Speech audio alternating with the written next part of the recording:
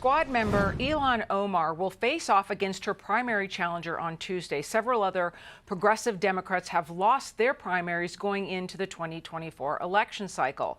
Republican congressional candidate for Minnesota's 5th District, Dahlia Al-Kidi, joins us now. The congressional seat she is running for is currently held by Ilhan Omar. Dahlia, really good to see you, and I want to get to your congressional race here in just a moment. But first, you have long expressed concerns about Kamala Harris's pick for VP Tim Walz, your governor. In fact, in 2022, you wrote in an opinion piece, quote, "Walz gave political capital to an organization with ties to the Muslim Brotherhood, an Islamist movement that supports Hamas, seeks to impose Sharia law in Western democracies throughout the world." From this reading, do you think he is in actual danger? Absolutely. There is no question about it. And thank you for having me here, Alicia. That's exactly, actually, I forgot about this piece until 3 days ago when somebody mentioned it. And I went back, and that was 2022, 2 years. Nobody in America knew who Walz was. The thing is, the Muslim American Society of Minneapolis has strong ties with the Muslim Brotherhood, which is a terrorist organization designated by so many countries in the Middle East, including Egypt, where the Muslim Brotherhood flourished back so many years ago. The thing is he has ties way before that. I have tweets back on Twitter from 2017. They're saying we're excited to have a discussion with the future governor of Minnesota, Tim Walz, and moderated by Ilhan Omar. That's in 2017. In 2022, we are then again the Muslim American Society of America saying we are pleased to announce that Governor Walz and the Lieutenant Governor will be speaking at our virtual rally for Muslim Day. The problem is, and let me say one thing and be very clear about it. I am a Muslim. I was born as a Muslim 56 years ago, and I'm still a Muslim. But I've been fighting radical and political Islamism for all my adult life.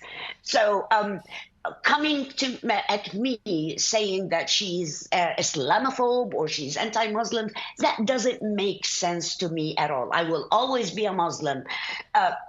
I left the region because of these radical Islamists. And I hate to see, and I will never accept the fact that we are, or some organizations pushed by the Muslim Brotherhood trying to import their ideology to the West. And Dahlia, you really have to wonder if the larger electorate is paying attention to this, because there are also other issues abroad here. When you look at some of the policies and histories of Walz while he was in office, we can put those up. Much of the conventional thinking is that he's an upper Midwesterner, overall nice guy. Add to the ticket when he established a diversity council with first executive order as Minnesota governor, signed an executive order protecting access to gender-affirming care, and signed a bill into law protecting abortion. I'll get a quick answer for you on this so we can focus on your congressional race as well. We need to protect our children. If you're 18, you can do whatever you want, but it's not fair, not for the kids. This is child abuse. It's not fair for the kids. It's not fair for the parents that because of the policies of Tim Walz that now kids could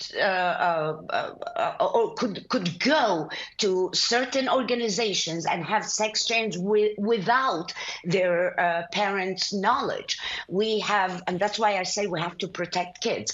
We have schools are failing.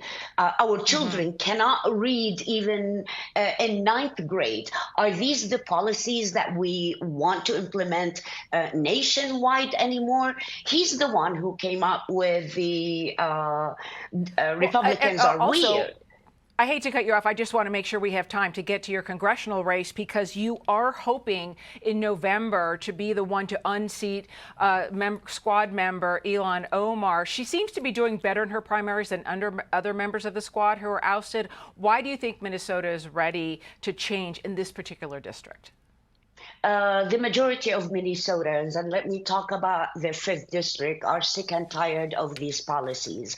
We have these same problems like the rest of America, but our taxes are higher. We have illegal immigrants all over the state, and even in my district, in the 5th District. You can see them begging outside in the streets.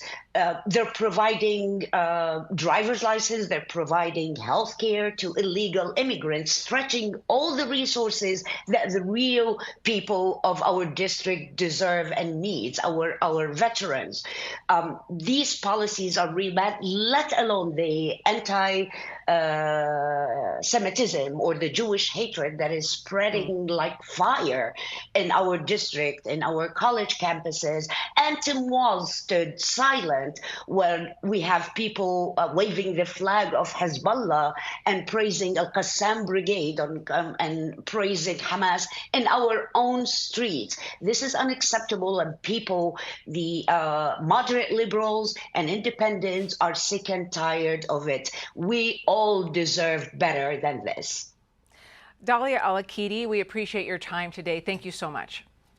Thank you for having me.